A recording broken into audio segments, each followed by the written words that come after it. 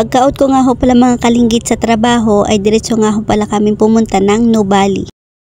Paglabas ko nga ho pala mga kalinggit galing sa trabaho at alas 6 na nga ho pala ng hapon ay nagkayaan nga ho pala kami gumala sa Nubali.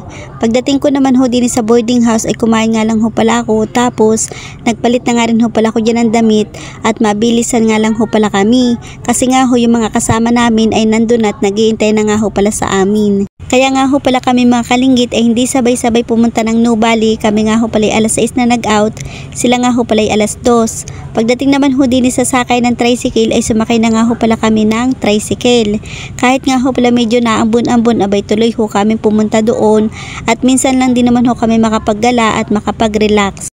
Kahit nga ho pala mga kalinggit ay medyo pagod kami sa trabaho at kalalabas nga lang ho pala namin dini ay talaga naman tuloy kami pumunta doon at yun nga ho pala mga kasama namin ay nag-iintay na nga ho pala sa Nubali. Pagbaba nga ho pala namin ng tricycle at nandito na nga ho pala kami sa Nubali ay lalakad na nga ho pala kami papasok do sa tinatawag nilang panoodan ng light show. Habang naglalakad nga ho pala kami dyan mga kalinggit ay umaambon na nga ho pala diyan at kami nga ho pala maghahanap ng masisilungan. Abay mahirap na nga ho pala magkasakit at kalalabas nga lang ho pala namin galing sa trabaho at mga pagod nga ho pala kami.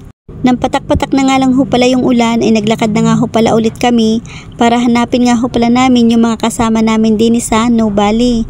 Nung may nakita nga ho pala kaming maliwanag na puno at may nagpipicturan ay sila na pala ho yung kasama naming hinahanap dini. Na magkita-kita nga ho pala kami dini, kami nga ho pala nagpicturan muna at hindi ko na nga lang ho pala nabidyuhan. Nung palis na nga ho pala kami dini at papunta na nga ho pala kami dun sa sinasabi nilang panooran ng light show ay doon na nga ho pala kami papunta. Ari nga ho palang gala namin din sa Nubali ay biglaan nga lang ho palang aya. Ay magaling pa nga ho pala kapag biglaan ay talaga naman hong natutuloy. Tapos kaya nga ho pala kami naggala din sa Nubali. Yung dalawa nga ho pala namin katrabaho ay nagresign na ay para naman humakabanding namin din bago nga ho pala kami magkahiwa-hiwalay at magbakasyon. Nang nalibot na nga ho pala namin ang Nubali at nagala na namin, kami nga ho pala uuwi na at napagod na nga ho pala kami kalalakad. Habang patawid naman ho kami din sa pedestrian abay tuwan-tuwa pa kahit may dadaan sa sakyan, kainaman na. Ang sarap nga ho pala mga kalinggit na maggala lalo na ho kapag kayo'y maraming magkakasama. Tapos yung mga kasama nga ho pala yung maggala ay sobrang kukulit ay talaga naman ho kahit pagod kayo ay mawawala ang inyong pagod.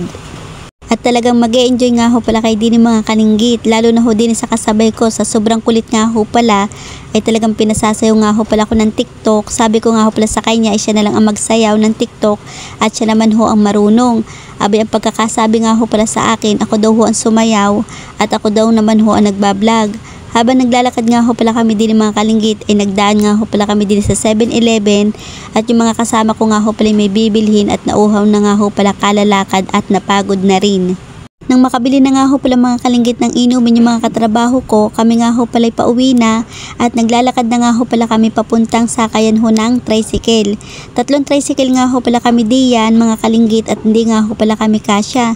Ay siya, hanggang dito na lang ho yung aking vlog. Salamat ho sa inyong panonood, papalo at pa-share na rin ho sa inyo. Bukas ho uli. Bye bye!